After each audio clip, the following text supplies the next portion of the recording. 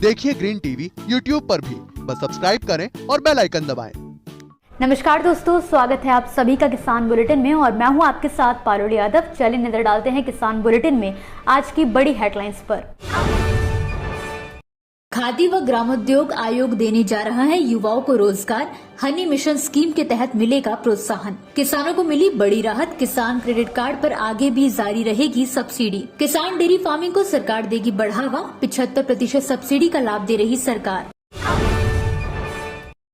मध्य प्रदेश, छत्तीसगढ़ और महाराष्ट्र के बेरोजगार व ग्रामीण युवाओं को रोजगार देने के उद्देश्य से हाल ही में खादी और ग्रामोद्योग आयोग ने एक बड़ा कदम उठाया है।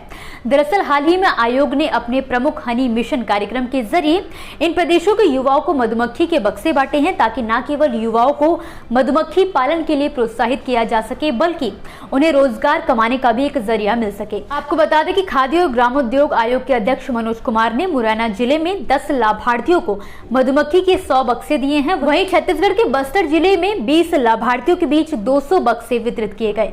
इस तरह महाराष्ट्र के जलगांव में 30 लाभार्थियों को मधुमक्खियों के 300 बक्से दिए गए हैं। खास बात यह है कि खादी और ग्रामोद्योग आयोग ने लाभार्थियों को मधुमक्खी पालन के लिए 5 दिन की ट्रेनिंग भी दी है। इतना ही नहीं, आयोग के अध्यक्ष ने लाभार्थियों को प्रदान की जाने वाली मौजूदा टूल किट के अलावा अतिरिक्त जरूरी उपकरण उपलब्ध कराने के साथ साथ शहद निकालने और मधुमक्खी बॉक्स परिवहन के उन्नत तरीकों के उपयोग के लिए नए दिशा निर्देशों के विकास का भी निर्देश दिया है। उन्होंने ये भी अनुरोध किया है कि हनी मिशन कार्यक्रम का लाभ सेवानिवृत्त सैन्य अधिकारियों को भी दिया जाए। गौरतलब है कि मधुमक्खी पालन से न केवल भारत का शहद उत्पादन बढ़ेगा, बल्कि इससे मधुमक्खी पालकों की आय में भी बढ़ोतरी होगी। किसानों को साहूकारों व जमींदारों के भारी ब्याज वाले कर्ज से छुटकारा दिलाने के लिए केंद्र सरकार द्वारा किसान क्रेडिट कार्ड योजना की शुरुआत की गई थी, जिसका लाभ आज के वक्त में देश के करोड़ों किसान ले रहे हैं। इसी कड़ी में भारतीय रिजर्व बैंक द्वारा ऐसे किसानों को बड़ी राहत देते हुए एक बड़ा ऐलान किया गया है, जिसके मुताबिक रिजर्व बैंक ऑफ इंडिया ने किसान क्रेडिट कार्ड के जरिए शॉर्ट टर्म लोन के लिए दी जाने वाली सब्सिडी को वित्तीय वर्ष 2023 से 24 में भी जारी रखने का फैसला किया है। ये फैसला आरबीआई ने लिया है। आपको बता दें कि केसीसी का लाभ ले रहे किसानों को खेती से जुड़े कामों के लिए 3 लाख रुपए का लोन मिलता है। इस लोन पर किसानों को 7% ब्याज दर मिलता है। इस 7% में से सरकार द्वारा 1.5% पर सब्सिडी दी जाती है। वहीं जो किसान समय पर इस लोन को चुकाते हैं, उन्हें 3% ब्याज दर में भी छूट मिलती है। और अब सरकार ने फैसला किया है कि इंटरेस्ट सबवेंशन स्कीम के तहत किसानों को किसान क्रेडिट कार्ड के तहत वित्त वर्ष 2022 से 23 और 23 से 24 में छूट मिलती रहेगी। इस बारे में बुधवार को केंद्रीय रिजर्व बैंक ने जानकारी दी है। इस छूट का लाभ public sector bank, private sector bank, small finance bank और कोऑपरेटिव बैंक सभी के ग्राहकों को मिलेगा। देश के डेयरी व्यवसाय को बढ़ावा देने में जुटी सरकार तरह तरह की योजनाएं लेकर आती रहती है, ताकि किसानों को खेती के साथ साथ पशुपालन करने के लिए भी प्रोत्साहित किया जा सके और उनकी आमदनी में बढ़ोतरी की जा सके। इसी कड़ी में बिहार सरकार द्वारा भी दुधारू पशु पालने के लिए समग्र गव्य विकास योजना शुरू की गई है। इस योजना के तहत किसानों को डेयरी फार्मिंग के लिए 75% तक की सब्सिडी का लाभ दिया जा रहा है। आपको बता दें कि इस योजना के जरिए युवा किसान डेयरी खोलकर काफी अच्छी कमाई कर सकते हैं। राज्य सरकार की इस योजना का लाभ ग्रामीण क्षेत्रों में रहने वाले किसानों, महिलाओं और बेरोजगारों को दिया जाएगा। इस योजना के तहत 2 से 4 दुधारू पशुओं से डेयरी यूनिट खोलने के लिए सरकार आर्थिक सहायता देगी। इस योजना में अनुसूचित जाति, अनुसूचित जनजाति और ओबीसी किसानों को 75% सब्सिडी दी जाएगी, जबकि सामान्य वर्ग के लाभार्थियों को 50% तक सब्सिडी का लाभ दिया जाएगा। अगर आप भी बिहार सरकार की इस योजना का लाभ उठाना चाहते हैं, तो इसके लिए आपको इसके आधिकारिक वेबसाइट bihar.gov.in पर जाकर ऑनलाइन आवेदन करना होगा। और अगर आप इस योजना से जुड़ी कोई और जानकारी लेना चाहते हैं, तो अपने जिले के पशुपालन विभाग से संपर्क कर सकते हैं।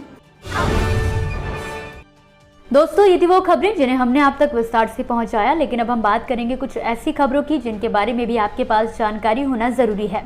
तो चलिए फटाफट से एक नजर डालते हैं खेती किसानी और कृषि क्षेत्र से जुड़ी आज की छोटी बड़ी अपडेट्स पर। छत्तीसगढ़ शासन ने मछली पालन में किसानों को भरपूर आमदनी होने की संभावनाओं को देखते हुए मछली पालन को कृषि का दर्जा दिया है। सरकार के इस फैसले के बाद मछली पालकों का कहना है कि सरकार के इस फैसले से आने वाले दिनों में राज्य में मछली पालन की खेती से और लोग जुड़ेंगे, साथ ही लोगों की आमदनी भी बढ़ेगी। जानकारी के मुताबिक प्रदेश में शासन द्वारा मछली पालकों की आमदनी बढ़ाने के लिए उन्हें भरपूर सहयोग करने का काम किया जा रहा है।